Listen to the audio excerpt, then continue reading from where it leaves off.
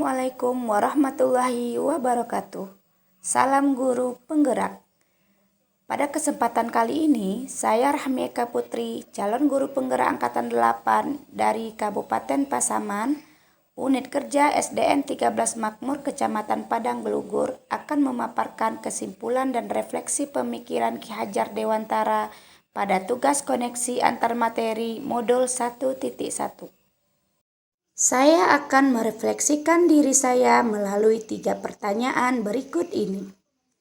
Yang pertama, apa yang saya percaya tentang murid dan pembelajaran di kelas sebelum saya mempelajari modul 1.1?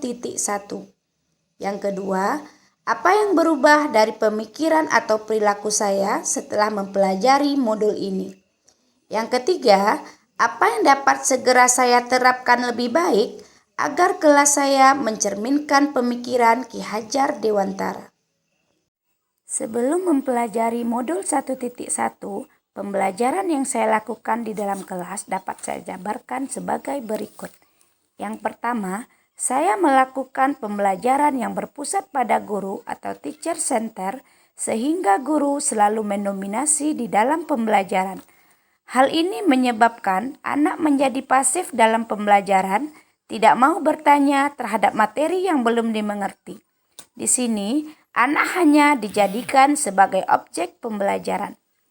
Yang kedua, saya hanya berorientasi kepada nilai angka saja. Saya menganggap pembelajaran yang saya lakukan berhasil ketika anak mendapatkan nilai tinggi dan mampu mempraktekkan suatu gerakan dalam olahraga. Hal ini menyebabkan saya sering mengeluh kepada rekan sejawat apabila banyak di antara anak saya yang tidak mencapai KKM. Yang ketiga, bagi saya, ketercapaian materi pembelajaran lebih penting daripada memahami karakteristik anak, sehingga saya sering menyamaratakan kemampuan anak dengan melakukan pembelajaran sesuai zona nyaman saya tanpa memperhatikan perbedaan masing-masing anak. Yang keempat, pembelajaran yang saya terapkan cenderung memaksa, sehingga anak merasa tertekan dan tidak merdeka dalam belajar. Padahal, sebagai pendidik, kita harus melakukan pembelajaran yang sesuai dengan minat dan bakat anak. Yang kelima, metode pembelajaran yang saya lakukan masih konvensional. Saya sering menggunakan metode ceramah dalam pembelajaran, sehingga pembelajaran kurang menyenangkan. Setelah saya mempelajari modul 1.1 tentang pemikiran Ki Hajar Dewantara, saya mulai merubah pemikiran atau mindset saya bahwa guru bukan satu-satunya sumber belajar. Anak bebas memilih sumber apa dan dari mana yang akan mereka gunakan. Tugas guru adalah menuntun, mengarahkan mana yang baik dan yang tidak baik. Murid bukan sebagai objek, akan tetapi subjek pembelajaran.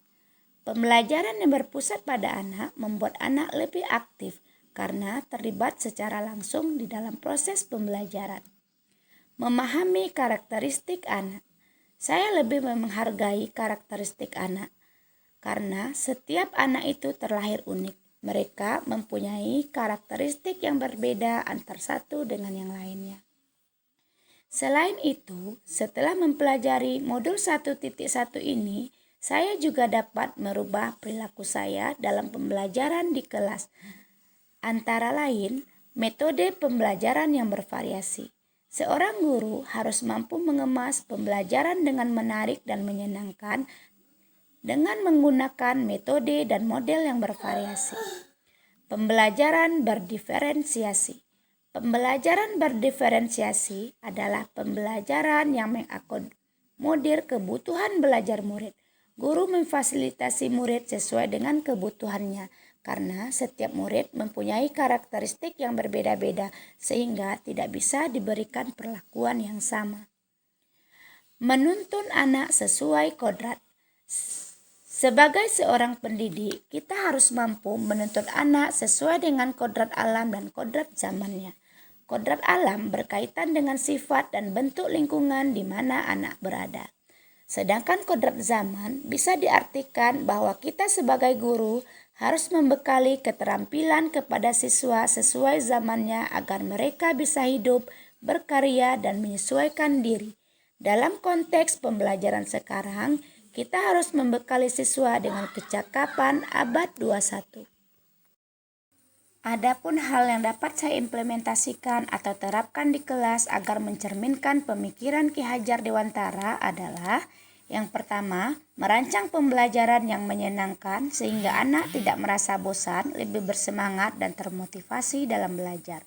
Yang kedua, menerapkan pembelajaran berbasis kearifan lokal dan budaya setempat. Hal ini penting dilakukan karena dapat melestarikan budaya lokal yang kaya akan pesan moral dan hampir tergerus oleh perubahan zaman. Yang ketiga, menerapkan konsep merdeka belajar yang sesuai dengan kodrat alam dan kodrat zaman. Yang keempat, selalu melakukan refleksi diri dalam pembelajaran agar kita mengetahui strategi apa yang akan kita lakukan untuk meningkatkan kualitas pembelajaran yang kita lakukan. Kesimpulan yang dapat saya sampaikan tentang dasar-dasar dari pemikiran Ki Hajar Dewantara yang harus kita terapkan dalam proses pembelajaran di kelas ataupun di sekolah, yaitu pendidikan adalah menuntun anak sesuai dengan kodratnya. Pendidikan bukan hanya transfer pengetahuan, akan tetapi penanaman budi pekerti, berhamba kepada anak. Demikianlah pemaparan saya tentang kesimpulan dan refleksi modul 1.1 Pemikiran Ki Hajar Dewantara. Salam guru penggerak. Tergerak, bergerak, menggerakkan. Wassalamualaikum warahmatullahi wabarakatuh.